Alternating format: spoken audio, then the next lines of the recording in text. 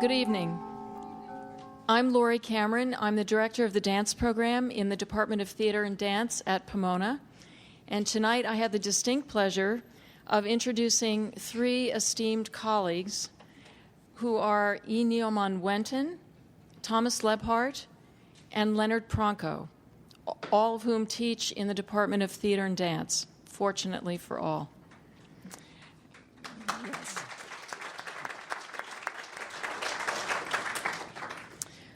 Tonight, they will discuss movement in theater, tradition and innovation. And we have several interesting topics to think about and talk about, and I hope that we might barely scratch the surface of just a few of them.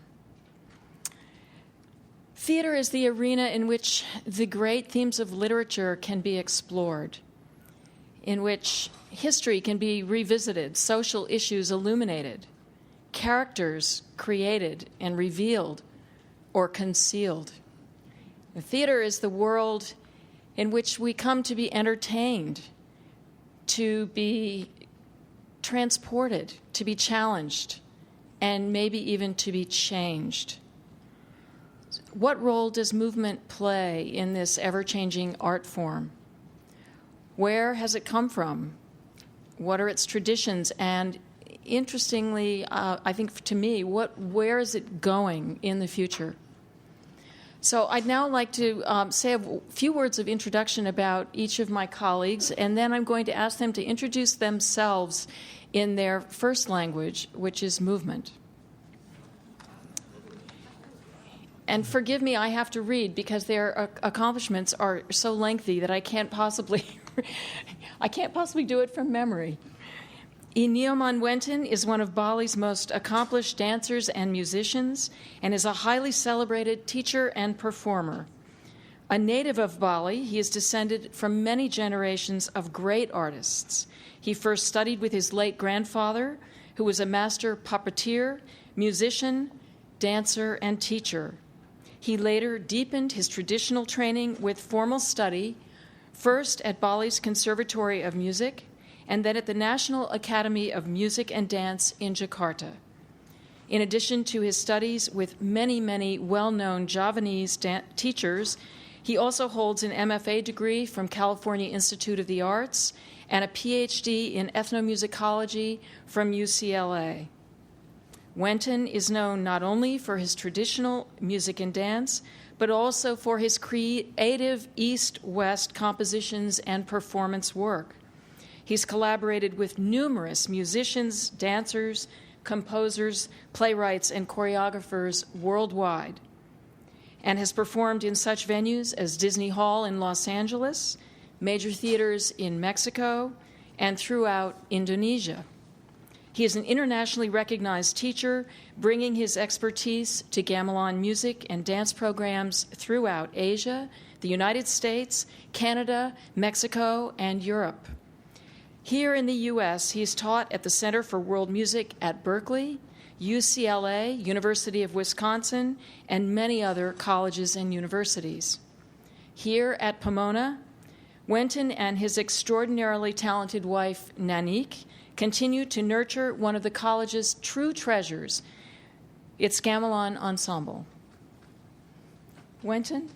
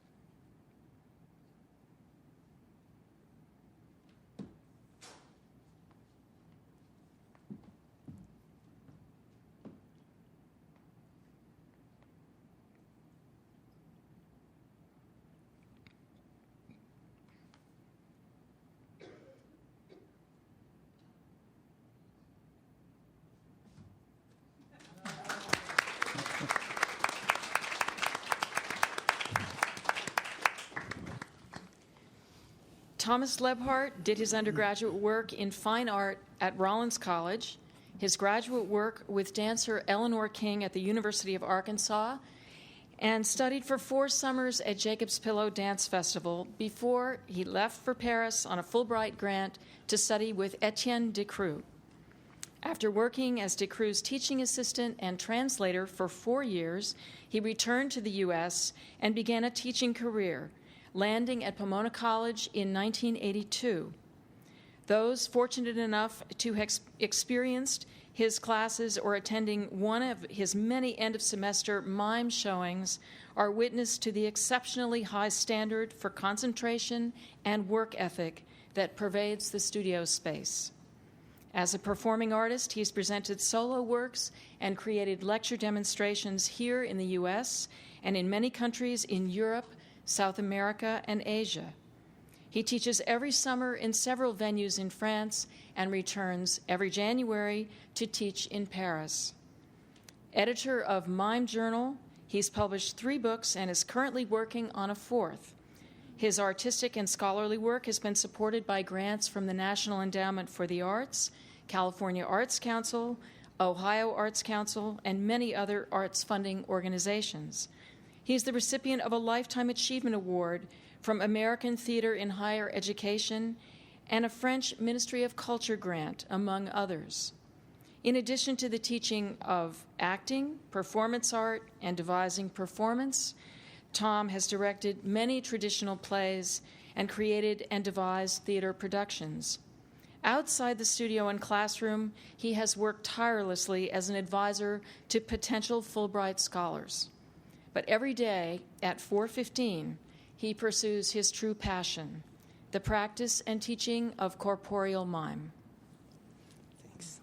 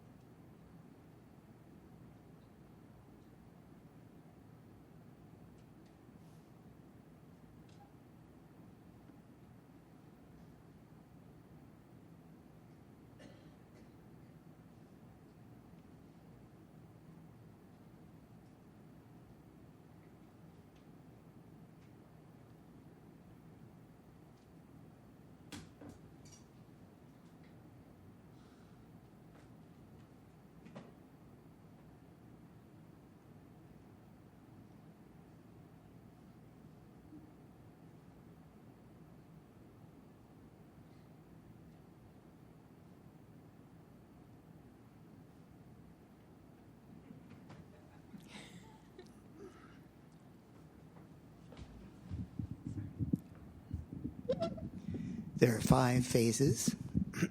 Sleeping with the eyes closed. Sleeping with the eyes open. Seeing and not understanding. Those of us who teach for a living are quite familiar with this one. And finally, seeing and understanding and acting upon what we understand.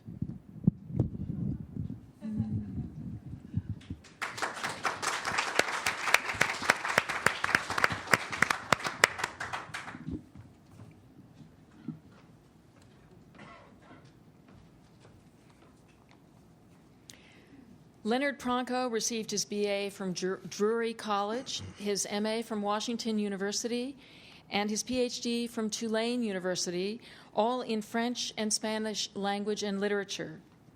He began his career at Pomona College in 1957. Do the math. As an instructor in French and occasionally teaching courses in Spanish and Italian. His interest in theater manifested itself in numerous courses on French theater, plays he directed, and drama courses he taught from time to time in the theater department. After his first sabbatical, which was largely spent in Asia, and subsequent study of kabuki at the National Theater in Japan, he directed many kabuki productions in English. In 1984, he became chair of the theater department, where he has taught ever since. His courses have included surveys of drama, courses in kabuki, Japanese theater, Asian theater and dance, 17th century drama, modern European drama, and Ibsen. He is the author and or editor of many, many articles and several books on French theater, Japanese theater, and comparative drama, including the groundbreaking Theater East and West, as well as numerous translations of kabuki plays. Leonard continues to be honored internationally for his teaching and professional achievements.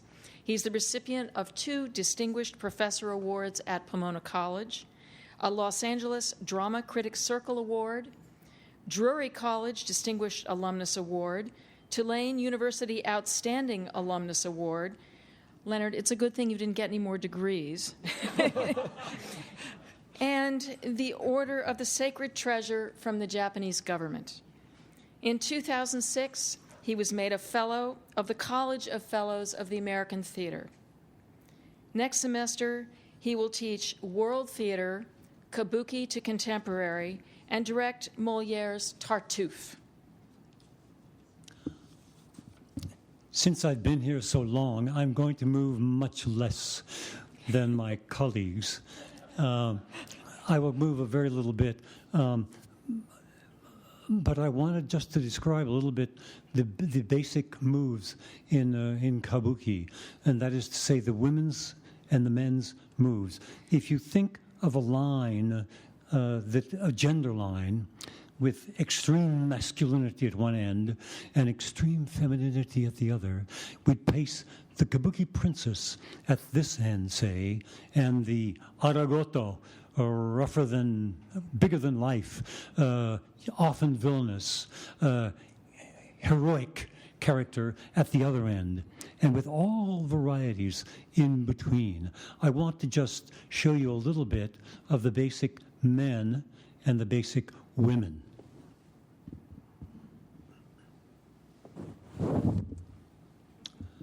I'm not sure of my balance anymore, so I'm not going to go too far unless I go over the edge of the stage.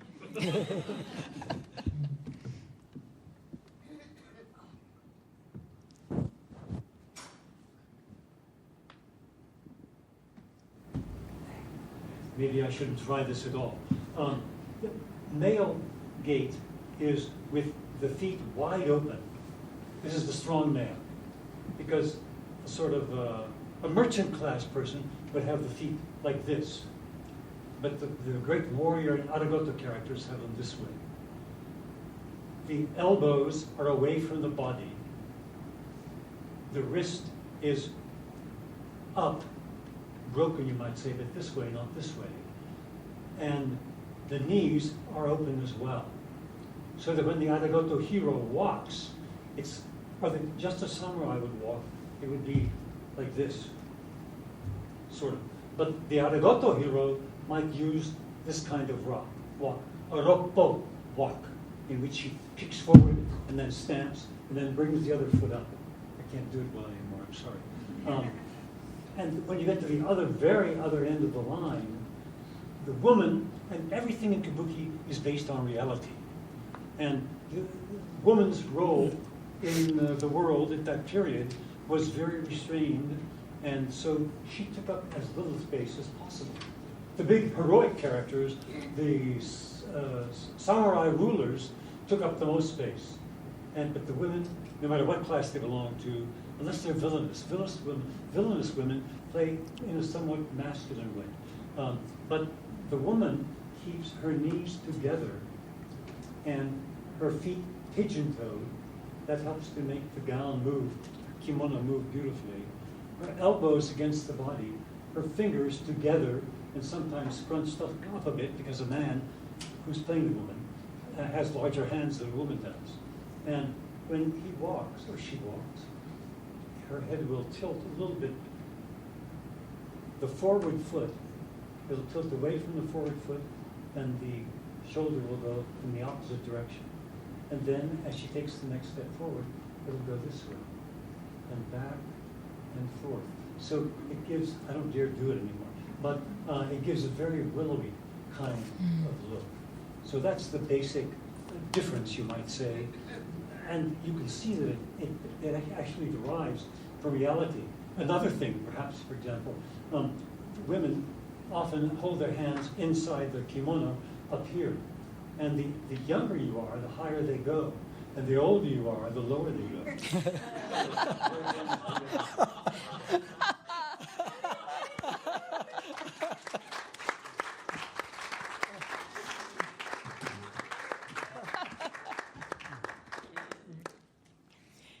Speaking from my own experience as a young dancer, my engagement with the art form began as a result of a fascination and an awe that I felt when watching a charismatic performer.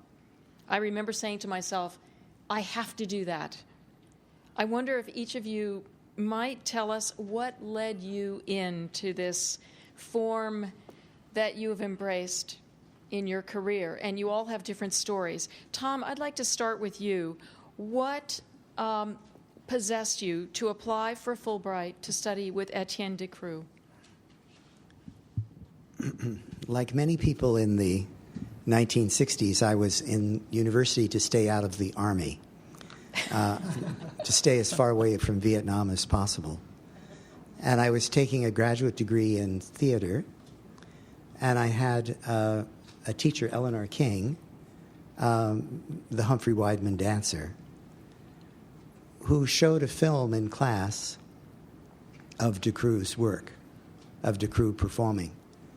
And she said, this is a film of a person I detest, but I'm going to show it anyway because he's sort of important historically and you should know something about him. And while I was watching the film, I had the experience that the French call coup de foudre. I was struck by lightning as I watched the film. And I said, that's what I'm going to do with the rest of my life. I knew in that moment that that was my calling. Mm-hmm. And I applied for a Fulbright grant, and I got the grant, luckily, and that was the beginning of that. Wenton, could you tell us? You have a very different story. Yeah.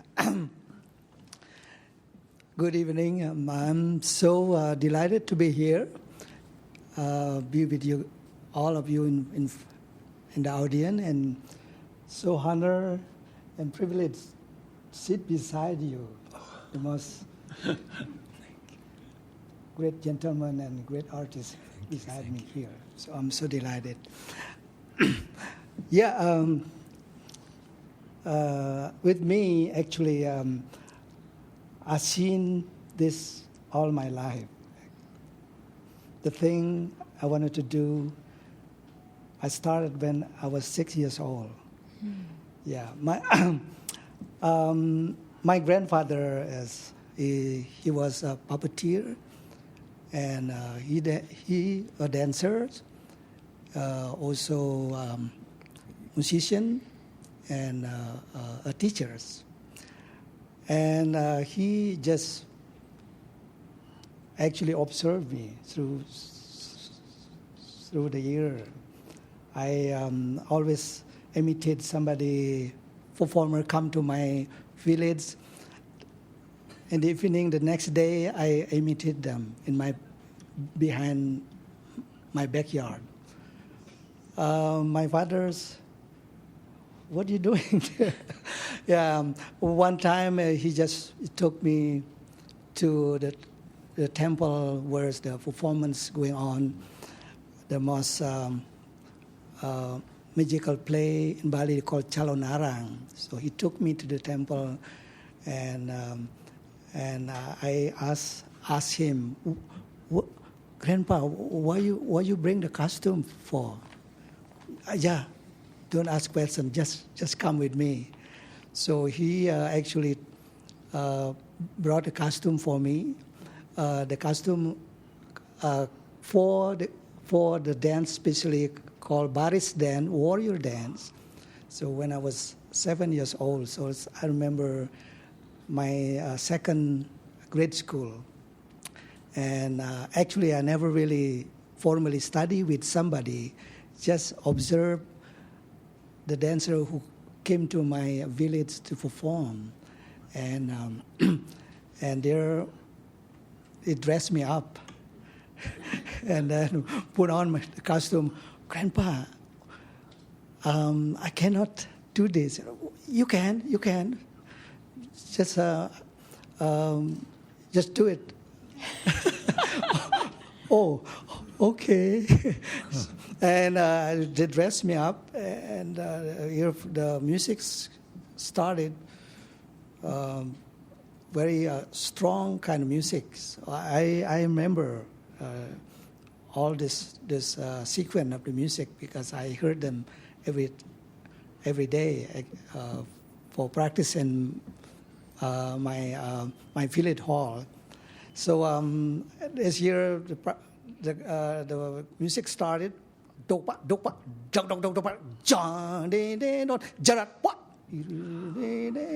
Oh, Grandpa, what I do? He just pushed me. Yes.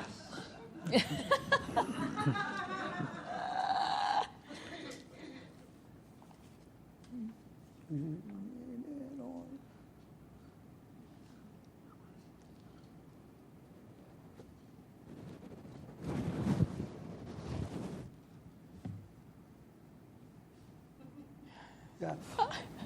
The whole sequence, I be able to do it, and I'm quite amazed myself. Wow, I can do this because I think every day I listen the music, and also I saw many performances in my village or other villages. My grandpa took me always to performance. This is what I started beginning. Yes, without any training first, and it just my debut. Yes. Then from that on, I start asking my grandfather, could you show me this dance?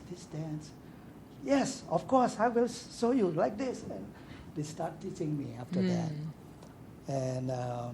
And on, and finally find me another teachers from outside my village. It was this, my started, I was, without knowing anything, try to imitate something, and then my debut. Right away. One, yes. Good. Yeah. Leonard? Well, I knew when I had my first sabbatical, I wanted to go around the world. So I thought, now let's see, what kind of topic should I choose so I'll get a fellowship? And and I decided it'd be interesting to study the impact of Asian theater on the West. So I got a wonderful grant, and I went to Japan. I was going to say 3 months, but I've decided to say 6 months. And the first thing I did was to go to the kabuki there. And the first one I went was upstairs. You can see from the very back, you can see just one part, because I didn't have time to spend the whole first day there.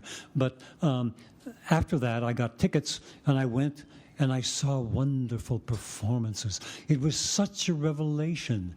It was a theater bigger than life, grand, deep, using the actor as a total actor. That is to say, an actor using his voice like a musician, not singing actually, rarely, but using the top of the voice, the middle, and the bottom of the voice, mellifluously, you might say. And the actor also had to be a dancer, because kabuki actor's training begins when he's about 3 or 4 years old, dancing. And he learns the dance, and then later on he starts doing scenes. And by 15, he's probably like most of our actors are by 25. And by 30, he's like most of our actors are at the peak. But in Japan, 30 is nothing. You have to wait till you're at least 40 or 45 to do anything really on your own. So I saw plays that moved me so deeply. I thought, I've got to study this. I've got to discover how I can bring this to the students and to audiences here in Claremont. And so when I got back, I put on my first play, and it was 2 or 3 plays. There were very few plays translated in 1964 when the first production took place. And so I chose 2 or 3 of the plays that were already translated. And it happened, as a matter of fact, that I'd never seen any of them in Japan.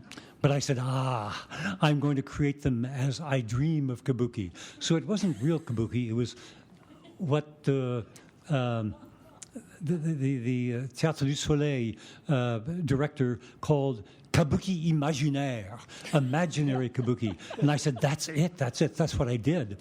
And so I did see those plays a couple of years later, and I thought, wow, I really went pretty far, didn't I? Because I did them all in sort of aragoto, or very bigger-than-life style. And the ones I had chosen were, one was imitative of No, so it was rather subdued. And the other one was a later play, which happened to be, it's usually done in a rather more realistic style. But I had a mie moment, so a great pose, a moment. And so it was very theatrical, and the audiences loved it. When I went down to Claremont, people would say, didn't you direct that kabuki? I'd say, yes. When did you go do the next one? And so I did more and more and more, but I decided that I better study it in more detail. So I found a marvelous teacher, Fujima Kansama-san, in Los Angeles, and studied with her for about 5 years until my second sabbatical came up. Then I went to Japan again and spent the entire year there. And so just when I got there, Baiko, one of the great onnagata, a person who plays female roles, whom I knew quite well. I'd gotten a wonderful letter of introduction to him. And he also knew my teacher here because they had studied together in the 30s in Japan in his father's acting school. So Baiko introduced me. He said, Pronko-san, you know that they have just begun a training program in a new kabuki program at the National Theater. First time it's ever been done, ever, to teach anybody outside the kabuki world. So they brought every year 10 young men in, from 15 to 21. I was 40, I think, 42 by then. And so I went. And the first day I thought I probably would never last because we had to sit on our knees and for about 20 minutes. I thought it was going to last the whole classroom, hour and a half. But after 20 minutes, the teacher kindly said, would you like to relax your knees? So all the students, young men now in Japan, find that very difficult also. So then we studied various forms of chanting, nagauta, the most popular form of music used in kabuki, and gidayu, the classic style for the puppet theater. And we studied the drum, the hand drum, and the shamisen. I can't do any of that anymore. And we did scenes. We learned battle techniques. We learned acrobatics, but they told me, says, Pronko-san, don't do it. When we started, I did the general not acrobatics, but the battle scenes. But we went outside and worked in this big sand pit surrounded by concrete. I was always afraid the students were going to fall onto that as they were rehearsing how to flip. And they always hit the sand, fortunately. But I think they were afraid I would hit the concrete and cause a national incident. But so after that, when I came home, we had dance, of course. We had 2 schools of dance. Every week we had dance every day for 3 hours. And with the Fujima school 1 week, the Haneage school the next week, and then back to the Fujima the next. And so although I was studying with the Fujima school in the U.S., I didn't like the Fujima teacher at the National Theater. He was a very top-ranking person, but not very nice. whereas the Hanhyagi man was just marvelous. So I asked him if I could study with him, and he taught me in private and a number of solo dances, but also 2 or 3 different dance plays. So I was able to do those with my students. And so I started getting as close as I could to the real thing. But after a while, I also was doing a lot of experimental stuff at the same time. But I began to feel that what we should be doing is creating imaginary kabuki and not trying to imitate exactly the Japanese kabuki. Although I think the only way you can do it is to learn by imitating the Japanese kabuki and then try to develop it from there. So that's how I got into it deeply. I'm gonna switch gears here for a minute. So much of theater and so much of movement in theater involves the use of props, and I'm wondering if you could either speak or demonstrate with whatever props you might have what you know about that. Tom, would you like to go first? Sure. Okay. The prop that we use the most frequently is the chair. But I think I'm going to use this little opportunity, this little 2 minutes or 3 minutes, to show how corporeal mind actually uses the body itself more usually than it does some exterior prop. I'd like to show you one little sequence which is called Russian Mountains.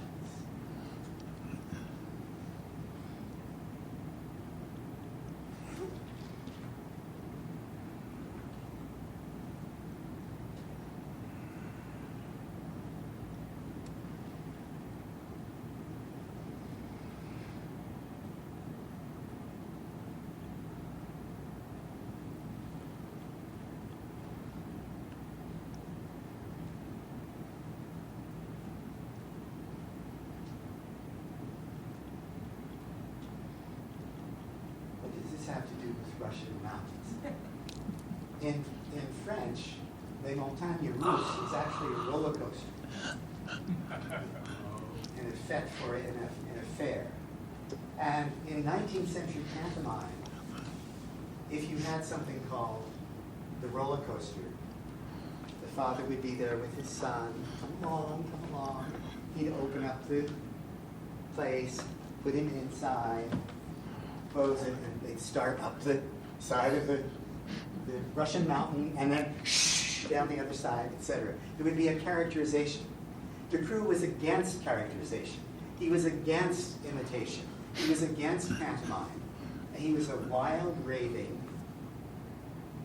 modernist who was anti-everything in the 19th century. So he said, I'm going to take the energy of Russian mountains. I'm going to take the dynamic quality of the roller coaster. I'm going to take all of that and put it into the body of the actor. Take the energy out of the plot, out of the story, and put it into the actor's body. And so here he is. How does he put that energy, that phrasing of the roller coaster into the actor's body? And then suddenly, what happens at the top of the roller coaster? All without props.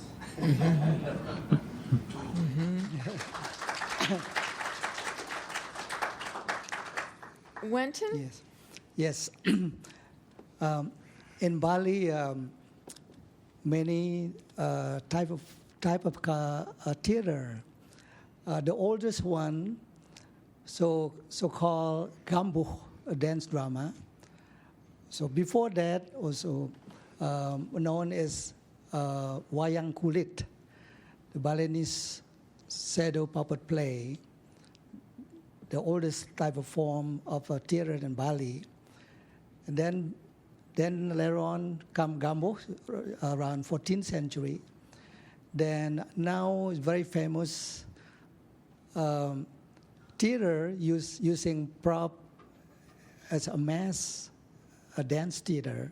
So I brought a few masks here. I want to show you a few characters involved with the mass dance play.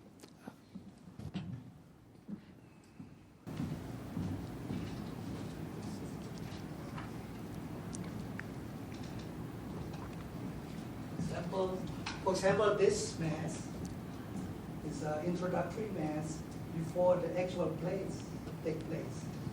So I imitate this.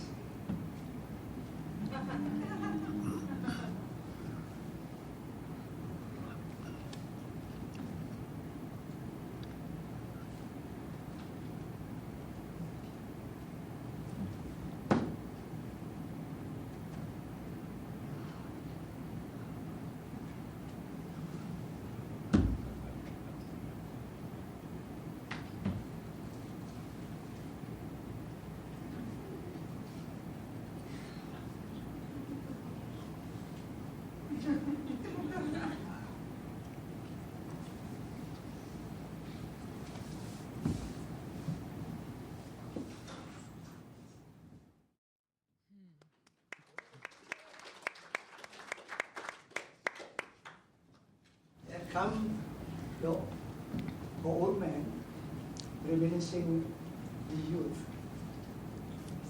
This type of mass, I'm going to try to walk through this mass. How I'm going to move if I wear this type of mask.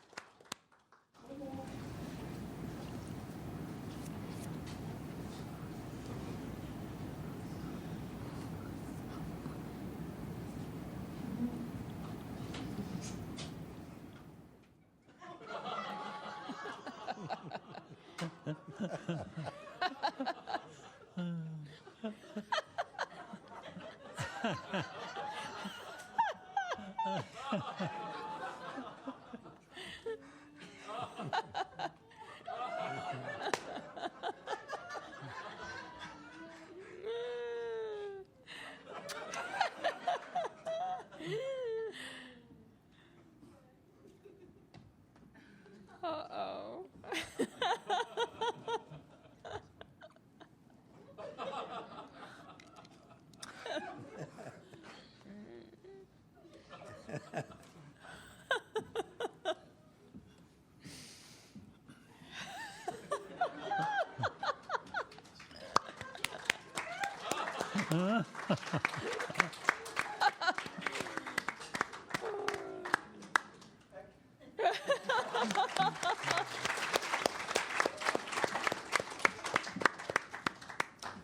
Well, in Japan, in kabuki, they love props. In kabuki dance, however, one object can stand for so many things, and that's the fan, the sensu. And it has three essential shapes. One, because when it's open, it's large and can represent the moon, the rising moon, or if inverted, the Mount Fuji. And when it's closed, it's many, many things, from a sword to a pipe.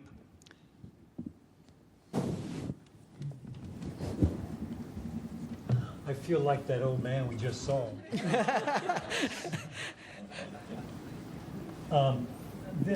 As a closed object, as a sword, if you put it here and put your hand here, it's obviously a sword.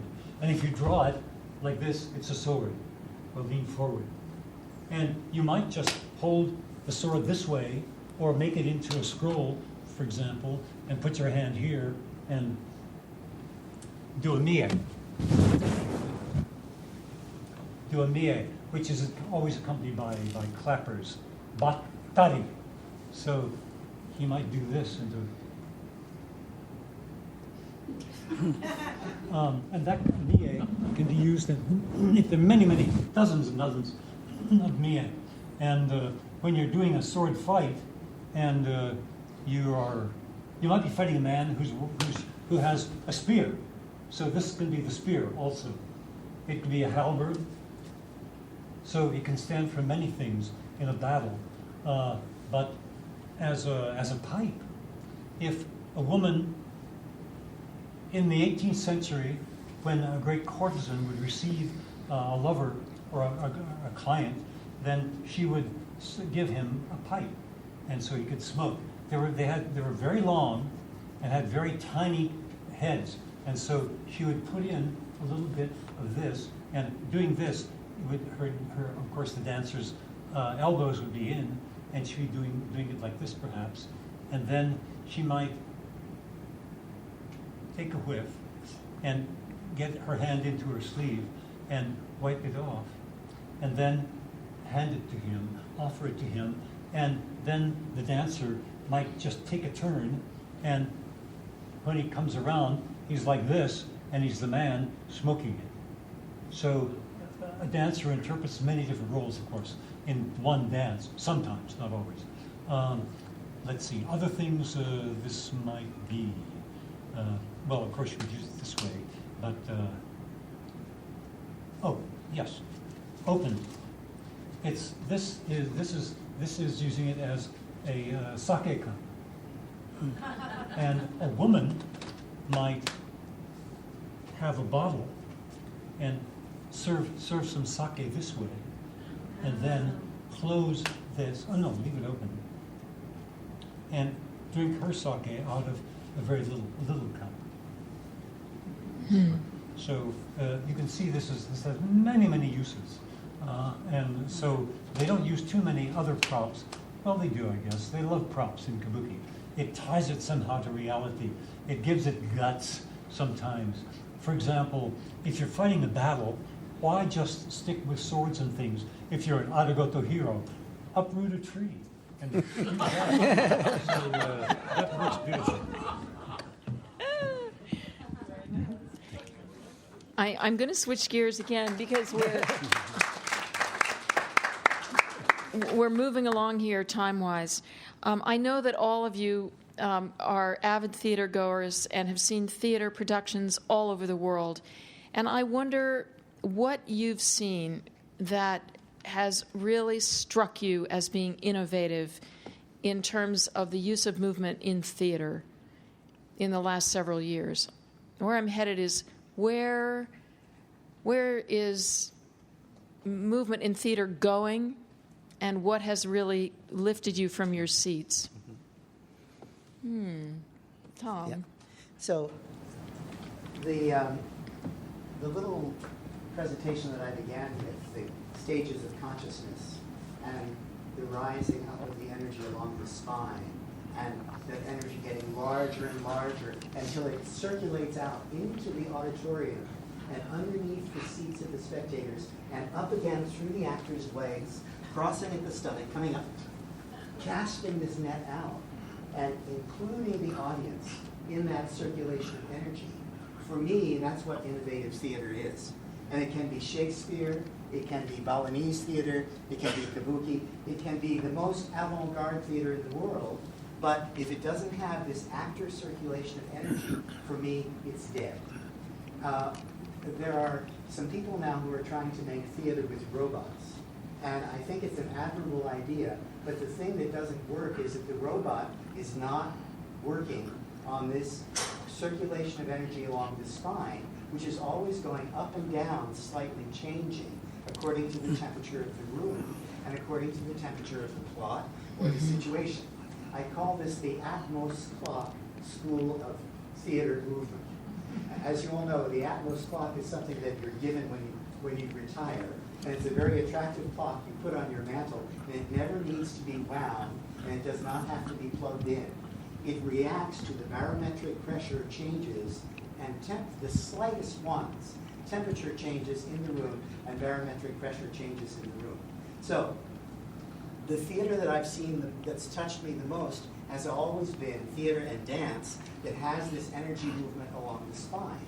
I was talking the other night at Leonard's birthday party to some colleagues and friends about the performance. The first performance that I ever saw that really marked me was by the modern dancer Carmen Villalobos. Mm-hmm. And she was dancing this beautiful piece called 3 Songs from the Auvergne. And she started at the back of the stage, and this beautiful soprano voice came on. And all she did was walk slowly to the front of the stage, slowly, slowly. And she was engaging the audience in her aura, dare I say the word aura. She was engaging the audience in her energy sphere. And now I'm going to do with my arm what she did with her leg, which I would fall over if I tried. But she did a développé with her leg like this. Up, and then straight out like that. And it was a moment that shimmered in the space. Every spine in the audience vibrated with that movement. And then it was gone. And she was doing something else, vibrating in a different way, sharing that vibration. So the theater that I've seen most recently that has engaged me, or dance that has engaged me, has been the theater and dance, which I just saw this evening, which has that quality, vibratory quality, that extends out into the audience. Mm-hmm. Wow. Leonard? I can't begin to be as precise as Tom was. If I think of the most recent dance that has really blazed into me, I think of flamenco. Going to Spain and seeing flamenco in Seville. Seville. And not the stuff that's just for the tourists, but the stuff that's for the Sevillanos. And it sears you. I love it because it's so tragic somehow. And again, there's that energy, the spine, and that wonderful line, whether it's a man or a woman dancing, whether the woman is young or old. I remember seeing a woman in the caves of Sacromonte once, and she was quite plump. And she was probably 60, 65, and she just held you all the time. She was fantastic. So that's one of my greatest memories. But also, even before Wenten says a word, I have to say that some of my extreme pleasure in dance and theater that I've ever seen has been in Bali. I've been there 6 times, and I just adore it. And every time I see the theater there, I think it does what Artaud wanted theater to do. That is to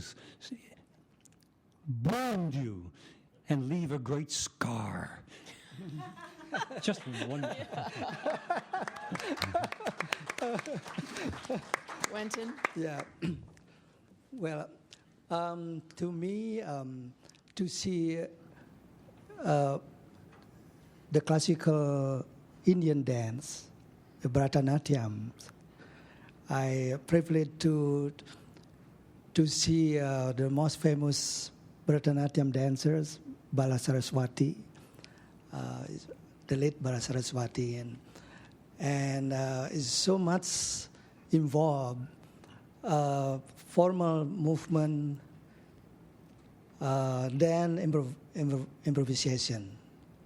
It just struck me a great deal about how come she can do this. She can, by herself, the story of Ramayana or wherever she explore.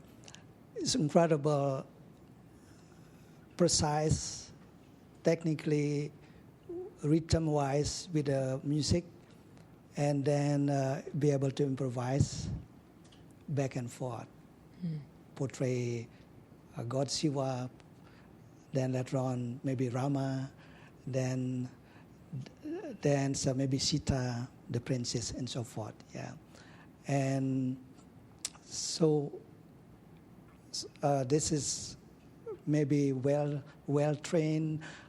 She's and her family maybe dance and music treasure and the family.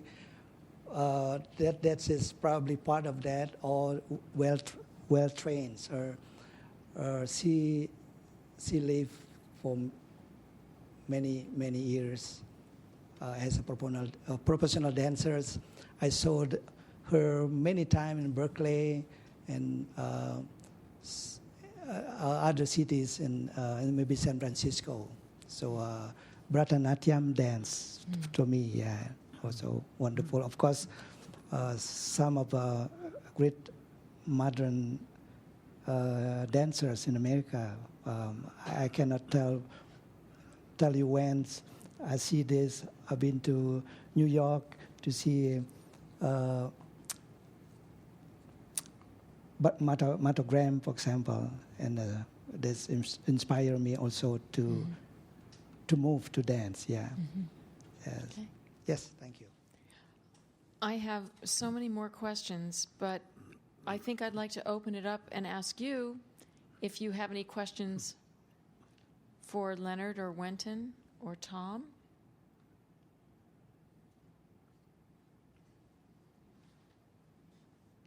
David? Professor Bonko, did you know Japanese before you went the first time, or did you have to pick it up?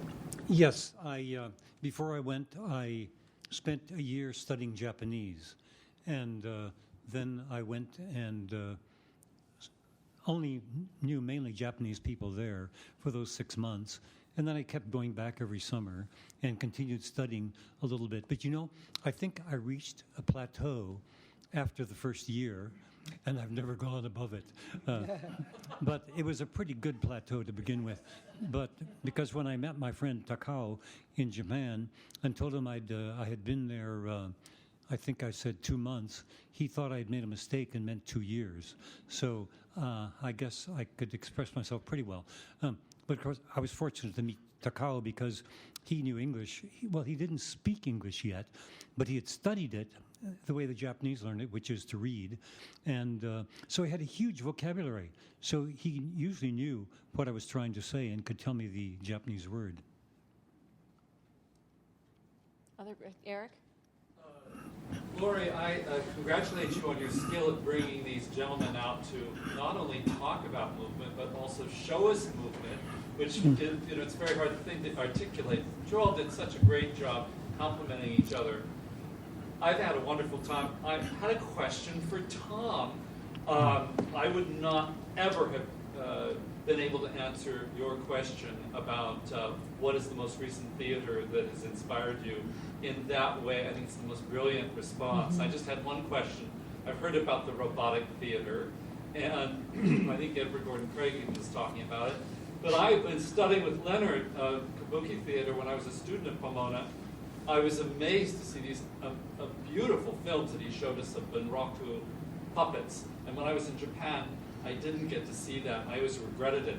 But how do those puppets fit, in your mind, within this realm of audience, interactive audience energy?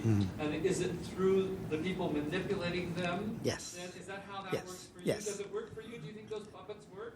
Absolutely. Well, they're brilliant. They're brilliant. And what's fascinating is that you have the narrator, the singer on the side, who is sweating buckets and just so intense. The vocal engagement is so intense that they have to change that narrator every, 15 minutes or so? Well, maybe 20, yeah. Yeah, maybe 15 or 20 minutes. And the narrator is on a little round stage and it just turns, flips, and there's another one ready to go at the same level of intensity. So there's a great deal of energy and intensity and sweat coming from there. The Bunraku puppets operated by 3 puppeteers. The one operating the head and it's the right hand, the head and the right hand has been at it for 30 years or so. 10 years on the feet, 10 years on the left hand, and then finally, the last 10 years, or more than that, on the head and the right hand. So, and you have the pleasure, the exquisite pleasure of seeing that actor's naked face, not covered. The other actors have black cloth. But this actor, and you see them, for example, going forward to touch another puppet's arm, or you see them a little bit like Wenton did there when he was touching the beard and so on. There's some of that same feeling that's so exquisite and so beautiful. So, Edward Gordon Craig's Uber marionette had to be operated by someone who had the vibrato. I keep coming back to vibrato because I'm writing a lot about it at the moment. Who had the vibrato in the movement of the leg, that had the vibrato in the movement of the arm, so that it becomes really an extension of the actor, him or herself. Thank you very much, Tom. While you're thinking of one last question, I wanted to announce that the opening of In the Blood at Seaver Theater this coming Thursday, Friday, and Saturday night, a Susan Laurie Parks very provocative play directed by Kanshaka Ali. And also, we owe a thanks to Richard Meyer, whose idea it was to organize these 3 wonderful artists into one place. And I'm honored to have been asked to ask some questions. Any last thoughts or questions? Tony. In answer to your last question about the most exciting dance, it was my seeing Winton at the Dorothy Chandler Pavilion in the mid-60s. He was performing with, I believe, his wife at the time, and he was doing a dance called Two Bumblebees in a Garden. Oh. It was the most electrifying dance I had ever seen. Fast forward 30 years, and I went to a party in Christine Lawson's house, and he opened the door, and I said, "You're the bumblebee." Oh, thank you, Tony. oh, yeah, I remember back then, 30 years back. Any other thoughts or questions? Yes. Yes. I've had the honor of just meeting Thomas and Leonard recently, but I just have to say just what an honor it is to see all of you up here. And I come from an animation and an eccentric dance background, and I'm just so thrilled to see and learn more and more of what you all are doing, and I've learned more even tonight. But I just have to say that character, how much of character storytelling, the links, the history of all the art forms, the visual medium art form is just amazing. It's just compelling. Of everything you guys do, there's a reason for everything you do. There's for every movement. Anyway, it's just incredible. I just really thank you guys. Thank you. Thank you. Thank you. Betsy. Was there someone else over here? Jim. I wonder, the program says movement in theater, tradition, and innovation. So I'm wondering if each of the 3 panelists would be willing to gaze into the future for us and talk about movement moving forward. I actually had a question which I didn't ask, which was, what should the aspiring actor of today be studying in terms of theater? So maybe you could either conflate or pick and choose. Any thoughts on either one of those? Leonard, you look ready to speak. Well, it seems to me that the young actor today in the West is so attuned to realism and the head that he needs to study any form of acting, of theater, and of dance that will bring him out of his head and into his entire body, and perhaps beyond. Any of the forms that we've been talking about tonight, and I just have to mention the Balinese theater once again, because one of the things that's so unusual about the Balinese theater is that it's a religious theater. It's secular at the same time. It's for the audience, but it's also for the gods. And sometimes the gods come down and possess the actors. So Balinese theater is posed at the very point where our theater was in, say, the 12th century or whatever, when it was just coming out of the church. But it's still there, and it's there as a living laboratory, you might say, for us to look at and to study, to experience. But it's because it has that religious dimension that it can leave that indelible scar. Which I don't know if our theater is ever going to do that. Although Artaud talked about, he's the one that talked about leaving the scar. And the theater today is largely inspired, the avant-garde theater at any rate, by Artaud. And yet I don't remember seeing many avant-garde plays which left a scar on me. So I think the actor needs to learn, how to embody whatever it is, the gods or something. Was it Dulin who said what we need is not a new theater, but the gods to come down to the theater? What was that? He has a wonderful phrase. Mm-hmm. Yeah. Would either of you like to chime in on that? I can't. What's interesting about what Leonard is saying is that forward movement in the theater has always looked back. And there's no way to make a completely new theater because the ancient theater that the ancient theaters that Leonard has mentioned and the contemporary Balinese theater has this idea of sacredness. And the American theater at the moment is so completely dominated by Hollywood, by television, by the American musical theater, all of which are very fine and very beautiful, but are basically commercial theaters. And the great theater revolutionaries of the 19th century, the 20th century, for example, Jacques Copeau, whom I've done some reading about and writing about, said, I look forward by looking back, and I try to reinstate the magical things that were in the Greek theater, that were in the Commedia dell'arte, that were in the Shakespearean theater, that were in the No theater, these magical things which always disappear when theater becomes a commercial venture. And people are doing it for filthy lucre instead of for the gods. Yeah. I think that that we can conclude, and I speak for my colleagues in thanking you for coming and joining in this discussion. Thank you. Thank you. Thank you. Yeah. Thank you so much. Oh, you're just brilliant as a little this scar. Thank you.